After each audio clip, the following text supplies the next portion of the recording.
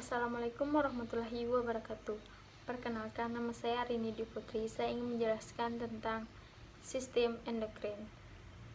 Sistem endokrin disebut juga dengan hormon karena hasil sekresinya tidak dibuang keluar tubuh tetapi masuk ke dalam aliran darah. Lebih kurang 50 hormon merupakan produk sel dari sistem endokrin. Kelenjar apa saja yang dapat menghasilkan hormon? Yang pertama, hipofisa. Yang kedua, tiroid. Yang ketiga, paratiroid. Yang keempat, adrenal. Yang kelima, lambung. Yang keenam, duodenum. Yang ketujuh, ovarium. Yang kedelapan, testis. Yang kesembilan, timus. Yang kesepuluh, pineal.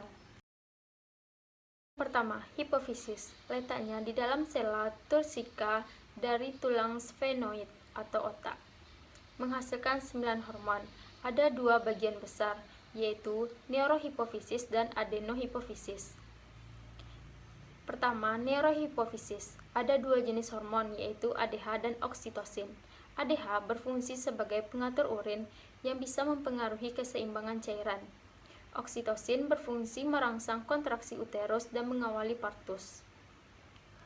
Yang kedua, adenohipofisis, yaitu GH, merangsang pertumbuhan khusus tulang dan otot. Selanjutnya, TSH, merangsangnya atau menghasilkan hormon tiroid. Selanjutnya ada ACTH, merangsang glukokortikoid dan androgen sedikit mineral kortikoid. Selanjutnya FSH, pada wanita merangsang maturasi telur dalam folikel dan produksi estrogen. Kemudian pada pria merangsang spermatogenesis. Selanjutnya ada LH, pada wanita memicu ovulasi dan merangsang produksi estrogen dan progesteron oleh ovarium. Pada pria merangsang produksi testosteron.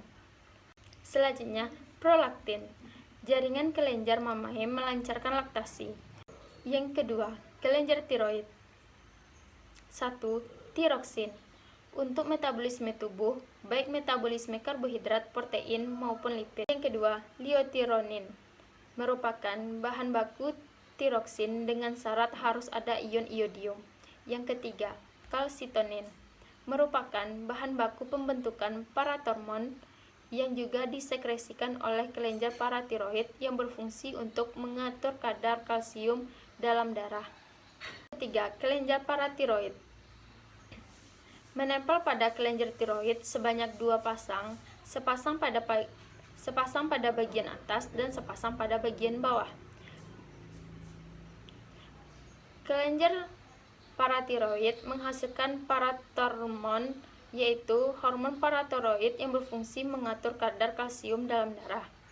Kalsium dibutuhkan tubuh untuk dalam proses mempercepat pembekuan darah apabila terdapat luka. Selanjutnya, dalam proses pembentukan dan memperkuat tulang dan gigi. 4. Kelenjar adrenal atau anak ginjal, disebut kelenjar suprarenalis. Terdapat bagian korteks, yaitu bagian tepi, dan medula bagian tengah. Yang pertama, bagian korteks mempunyai 3 kelompok besar, yaitu glukokortikoid, menghasilkan kortison, dan hidrokortison untuk pembentukan gula bila tubuh kekurangan gula. Yang kedua, mineral lokortioid, yaitu keseimbangan cairan tubuh antara ion Na dan ion K. Yang ketiga, gonadokortikoid, pembentukan hormon pada wanita estrogen dan progesteron, serta pada pria testosteron. Yang kedua, bagian medula atau bagian tengah, adrenalin dan epinefrin serta derivatnya yaitu noradrenalin dan norepinefrin. Yang kedua, dilatasi atau pelebaran pembuluh darah koronaria jantung. Selanjutnya, dilatasi pembuluh darah dan otot-otot bronkiolus agar respirasi berjalan normal. Selanjutnya, kontraksi atau penyempitan pembuluh darah pada daerah muka, terutama bila kita dipermalukan. Akibat lain, terjadinya hipertensi atau tekanan darah tinggi. Menghasilkan gula dari glikogen otot. Selanjutnya, kelenjar pankreas terletak antara gaster dan duodenum. Panjang kira-kira 12,5 cm dan tebal 2,5 cm.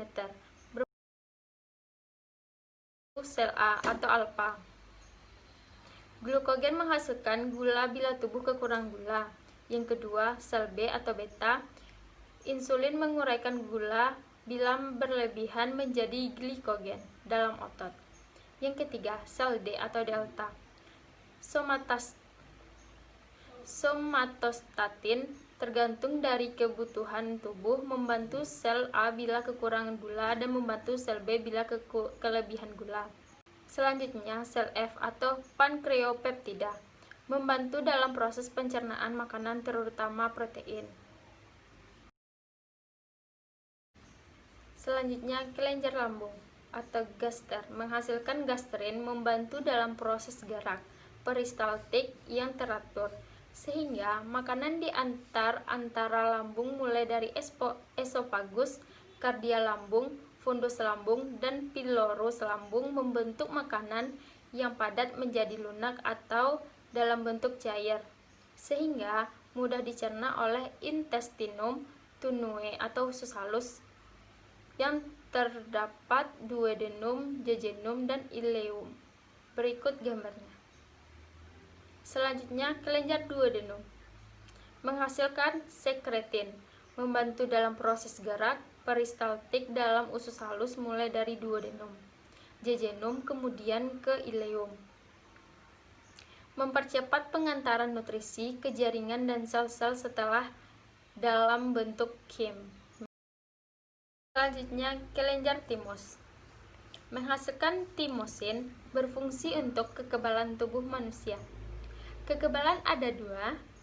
Yang pertama, kekebalan seluler. Kekebalan yang diberikan pada saat kita dalam kandungan ibu. Ibu makan protein atau disuntik, akan terbentuk antibodi yang akan diberikan ke anak, sehingga anak menjadi kebal. Yang kedua, kekebalan humoral.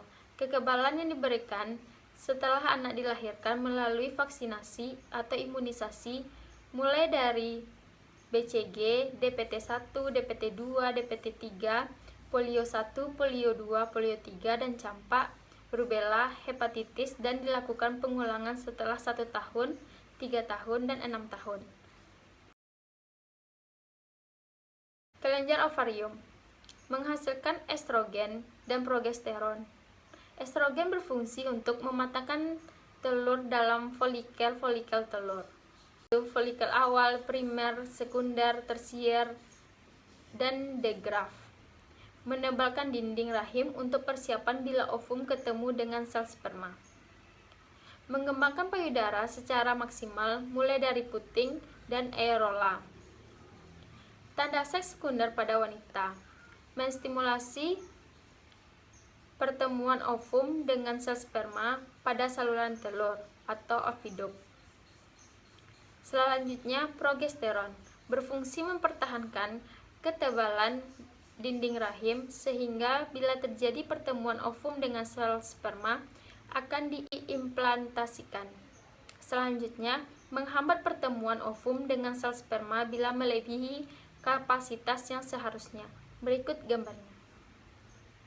Selanjutnya, kelenjar testis menghasilkan hormon testosteron, yaitu setiap 3 tubulus seminiferus dalam testis ketemu akan menghasilkan hormon tersebut, meningkatkan hasrat libido pria. Sebagai tanda seks sekunder pria, yaitu suara menjadi berat, tumbuh jakun, bahu melebar, pinggang tetap, dan ramping. Fungsinya, selanjutnya kelenjar pineal. Fungsi endokrinnya belum jelas, menghasilkan melatonin, memudahkan tidur pada saat disorientasi tempat dan waktu. Sekian dari saya. Assalamualaikum warahmatullahi wabarakatuh.